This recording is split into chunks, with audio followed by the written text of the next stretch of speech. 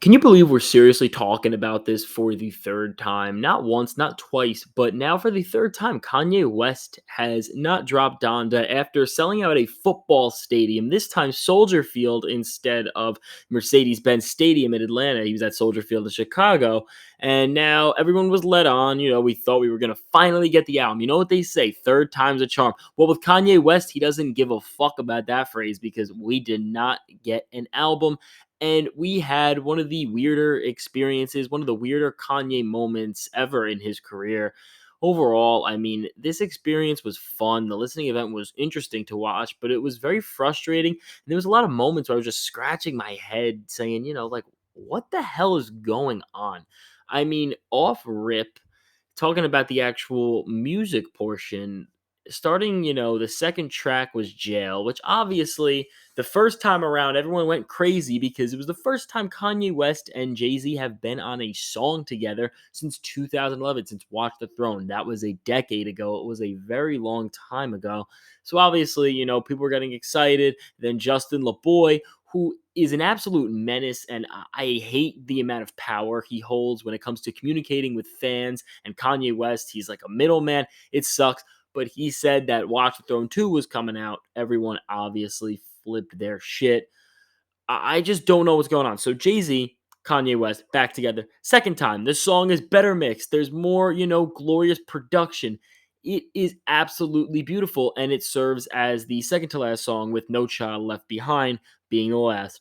Now, today, obviously, the Donda interlude starts things off, which a lot of people, give shit for, but I think it's really cool. It's very haunting, it's very spiritual, and it just connects you, it enters you to the realm of what Donda is all about as an experience, as an entity, and as a record. So obviously you start off with the Donda interlude and then you go into Jail, and everyone's excited, but off rip, I just felt like this was off. It didn't fit with the pacing of the other tracks, and it just set this off on a very weird tone. This feels like a triumphant, you know, almost near the end type of song on a record. Doesn't feel like something that should be kicking off your experience. So obviously, already in a weird way, I'm already flipping out. What the fuck? He flipped the track list, it looks like. And then obviously waiting for that Jay-Z verse, who do you get to replace a Jay-Z verse in hip hop? One of the greatest feature artists of all time.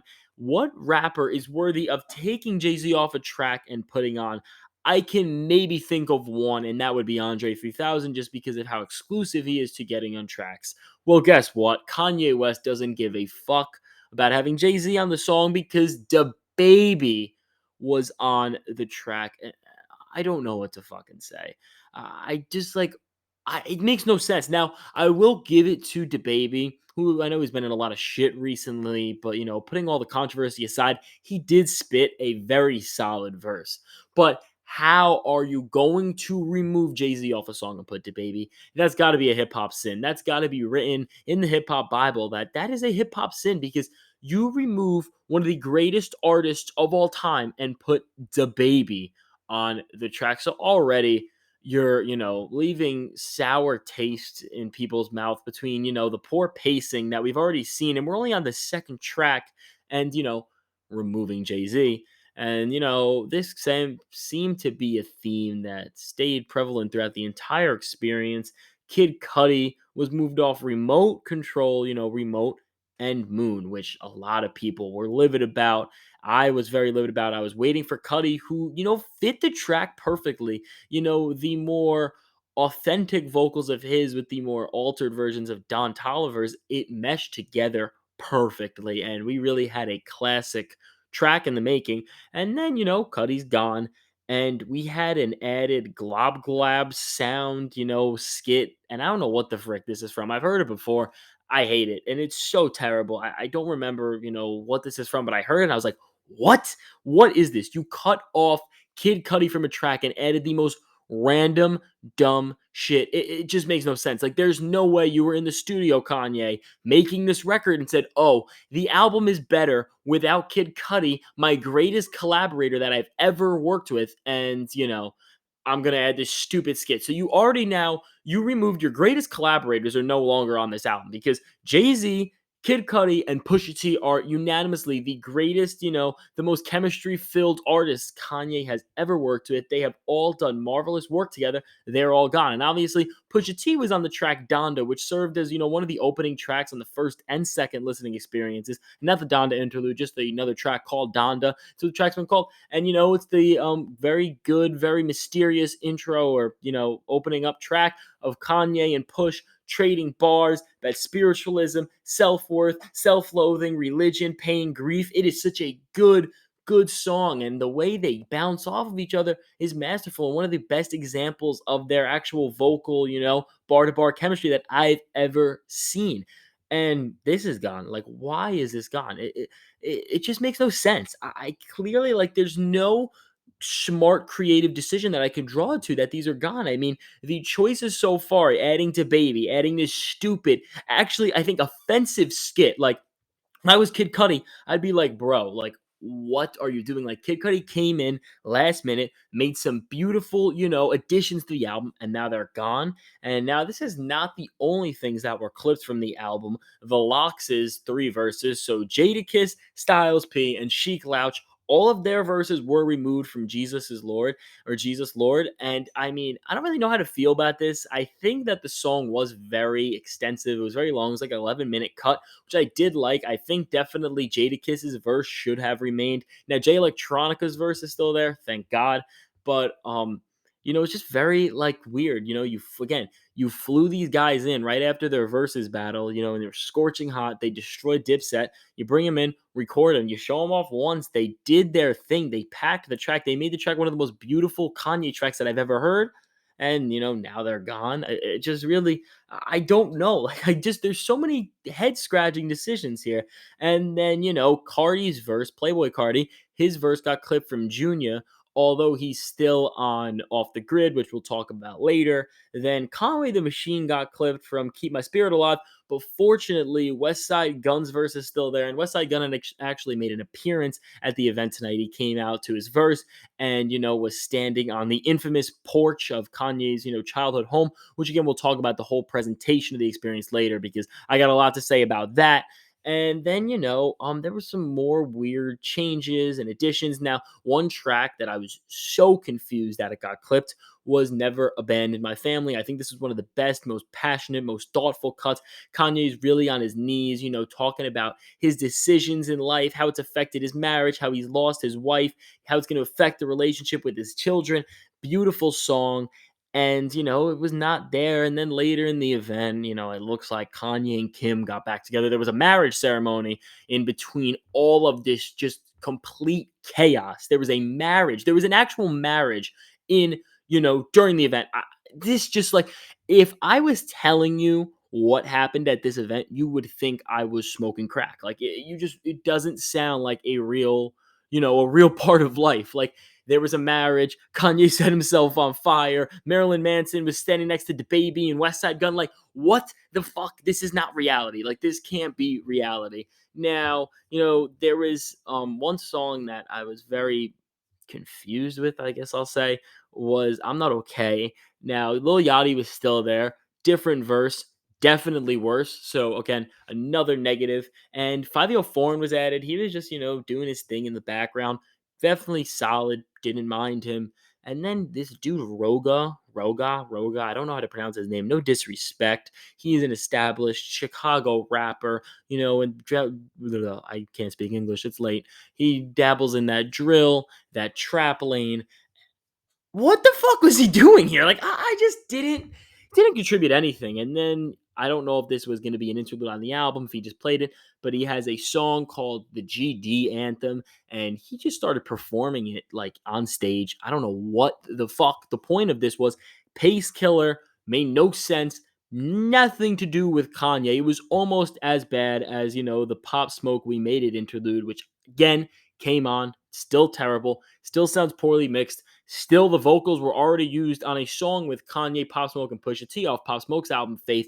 Makes no sense why it's here. Now, one track that did actually get better was Off the Grid with 5 Foreign, whose verse got chimmed down a little, which was definitely good. It was definitely extensive. Playboy Cardi, whose verse stayed the exact same.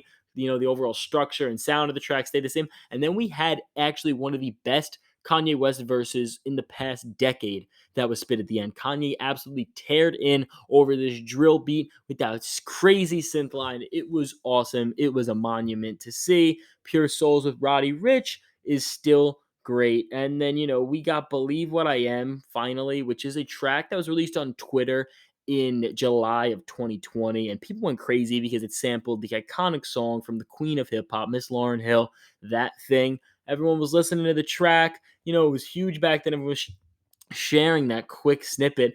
And, we got the full track for the first time in over a year. Definitely a very interesting song. I didn't really like it in the beginning. It had a very Fade feel, which obviously I'm not a big fan of Fade. If you know me, think it didn't fit the vibe of the Life of Pablo, although it is a solid track. It's just more of a Post Malone and Ty Dolla $ign track than an actual Kanye track, but it had those same spacey, bass lines, and it felt like it in the beginning, but then it evolved into something more, angelic, more heavenly, and a very, I came around to it at the end. So overall, I do think it was a solid addition, but for what was removed, I wouldn't, I would trade this back any day of the week.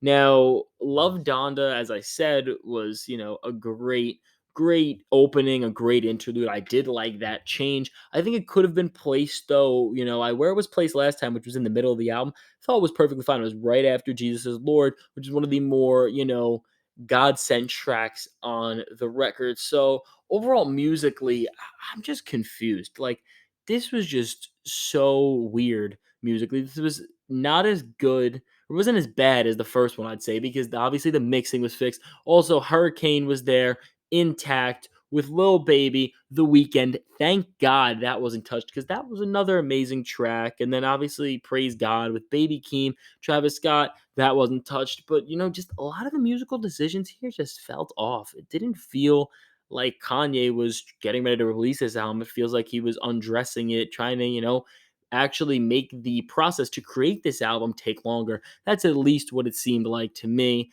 Now, overall, I thought that the second version we heard was amazing. I think it was one of the better albums Kanye's ever released. I've spoken briefly about it, haven't actually, put my thoughts into, a solidified video or article, but I did think that that was great. The first one I thought was a mess. This one I thought was better than the first one, but still a mess. A lot worse than the second one, which is just frustrating. Like I said, Donda was ready that night. Donda was ready that Thursday. What was that? Freaking the 6th or something? I don't remember, the 8th, but it was ready then.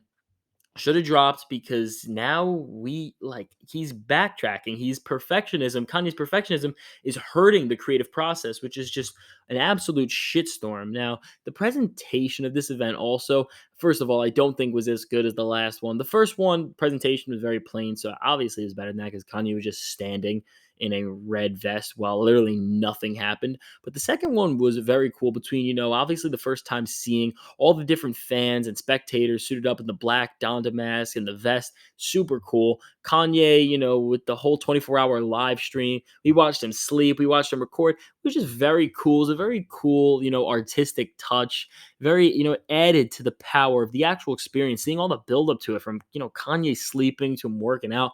Shit was cool. And then, actually during the experience, he, did some cool things to the songs. And then obviously at the end, the effect that everyone was talking about was Kanye floating up to heaven at the end, which was one of the craziest things that I actually saw. It was very emotional to watch as a diehard Kanye fan. I'm sure many of you guys got emotional too, but that was beautiful. So going into this, he really needed to do something cool. And I think rebuilding his childhood home, or as Quavo calls it, the bando, is, obviously with all the spaces and his signature font, that was very cool. He put a cross on top of it to kind of emulate, a church-like feel, to wove the whole experience together with God, his mother. I liked the setup of it. Now, it was weird. There was trucks driving around the house the whole time. There was, more people in the vest, like in the last experience.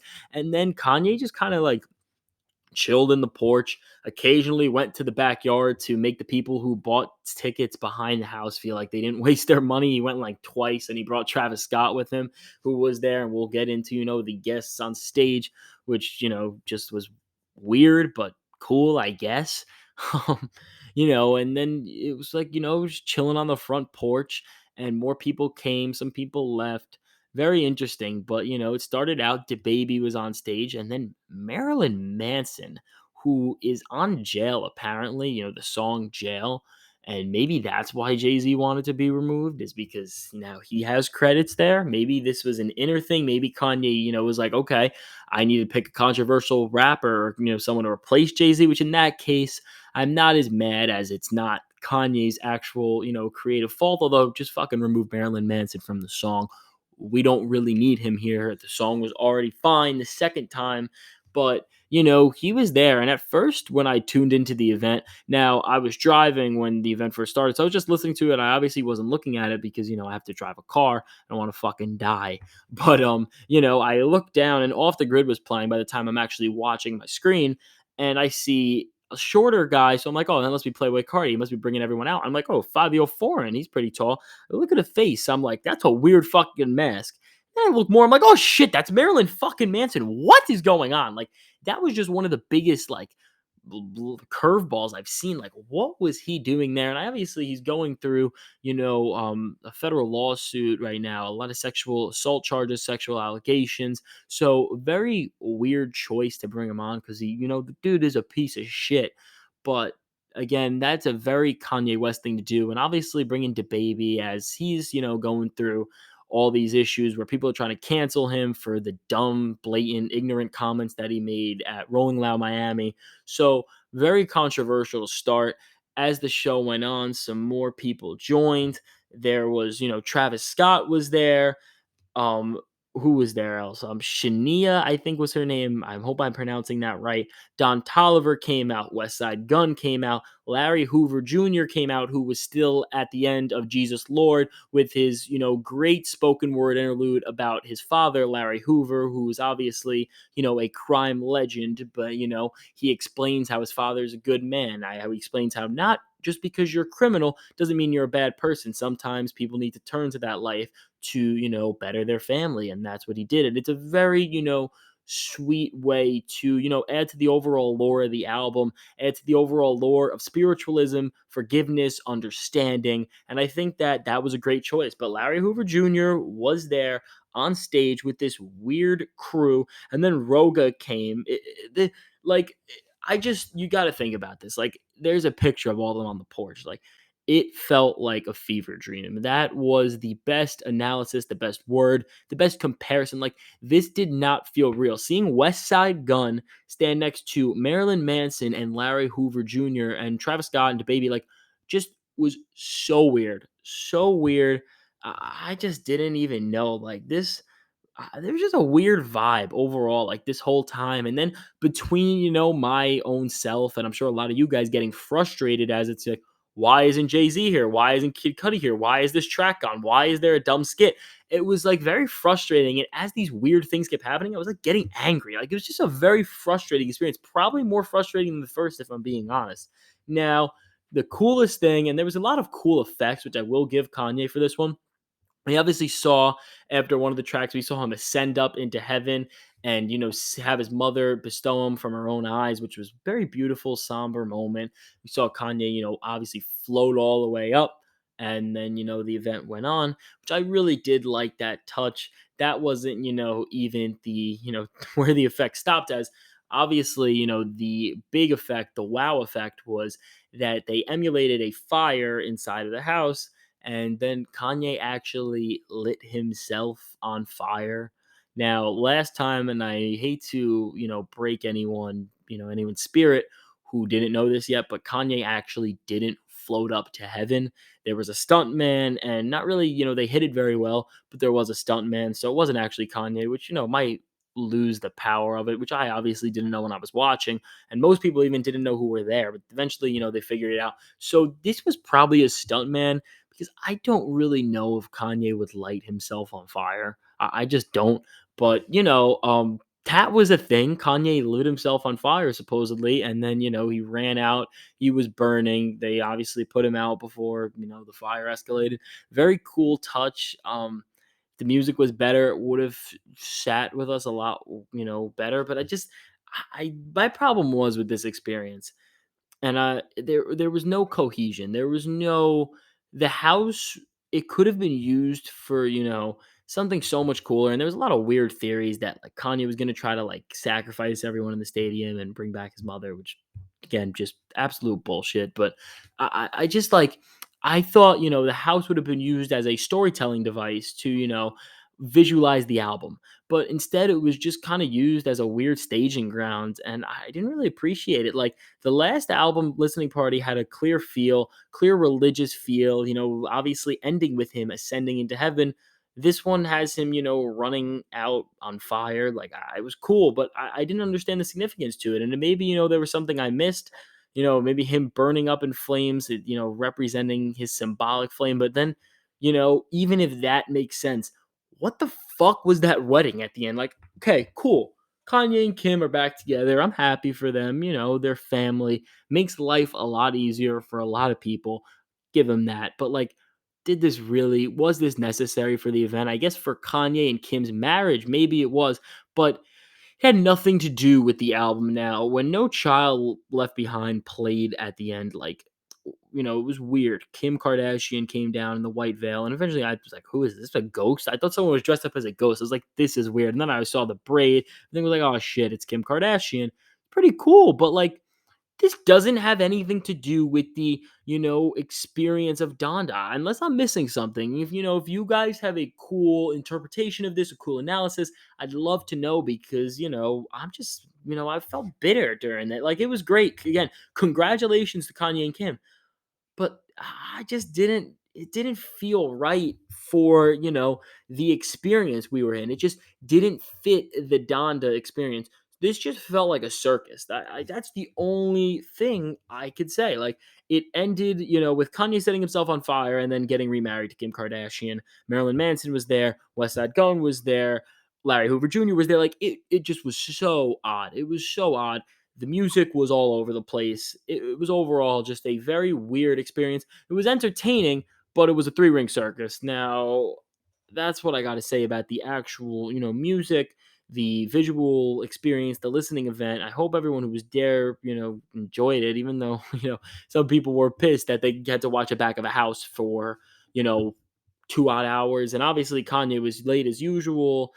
And listening party didn't end till like 1:45, maybe 2 a.m. It was late at Eastern time talking, obviously. We've given this another 24 hours, and Donda is still not out, and I really don't think it's coming out anytime soon. Now, I know on Instagram that there's an account that's, apparently close to Kanye, and it says the album was turned in, but really, like, do we still believe these things? For some reason, Victor Oladipo, for, people who don't know, is a basketball player who plays in the Miami Heat, tweeted out that he spoke to Kanye and it's coming, and then people were telling me it's coming out at midnight because Victor Oladipo said it. Like, what is like a barely like top 75, top 100 player in the NBA gonna know about this Kanye West album coming out? Like, it just does not make sense. Like, what the hell is going on at this point? I don't know. When do I think this record will come out? I really don't think anytime soon. If it does come out anytime soon, it will be September 3rd to coincide with Drake's Certified Lover Boy, which I think will be a very interesting battle. I think Drake will ultimately win the sales battle, but if Drake was going to sell 800,000 units without the Kanye West presence, I think he'll probably sell 400, 450,000, and Kanye will move anywhere between 300 and 375,000 units. Will be very interesting to see what happens.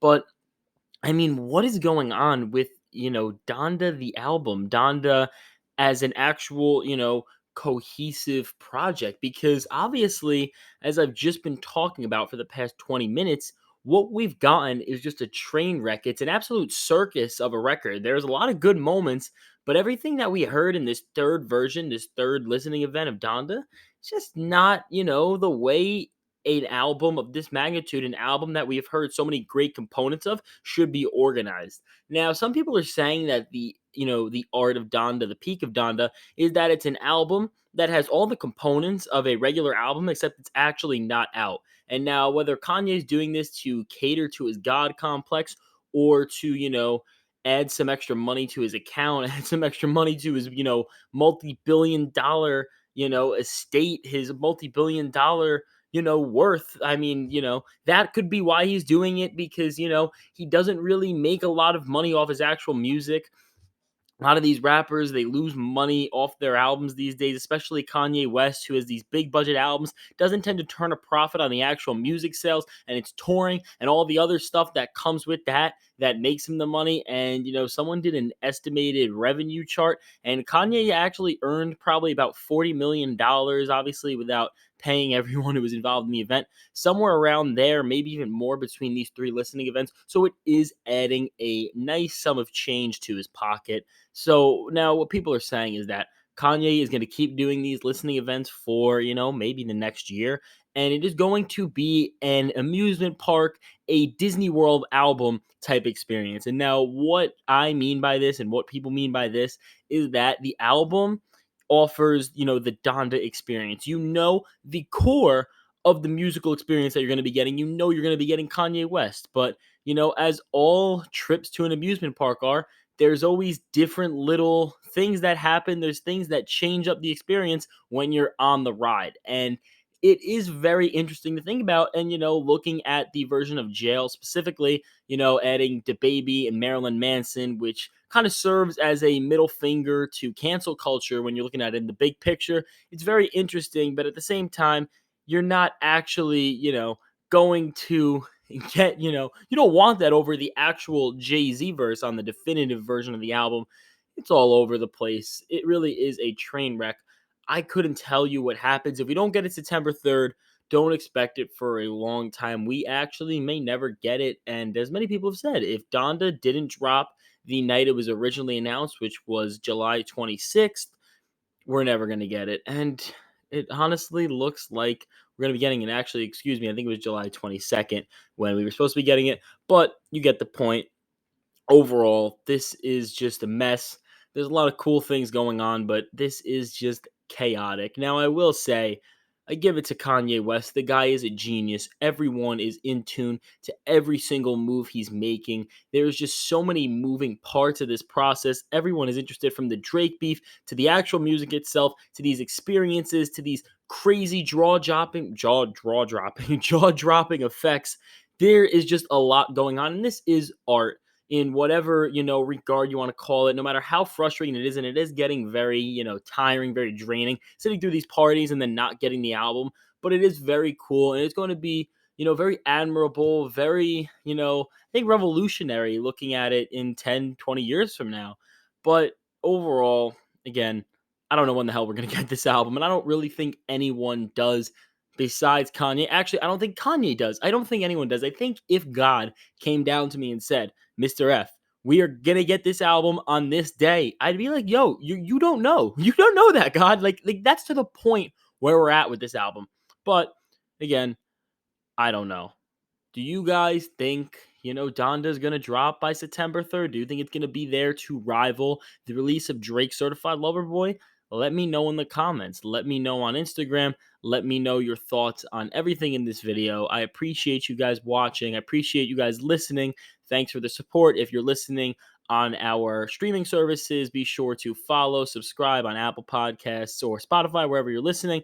And if you're on YouTube, be sure to subscribe, leave a like, share this to a friend. Again, I love you guys. I appreciate the support so much. Mr. Fantastic, Fantastic Hip Hop, signing out. Have a great day. Peace.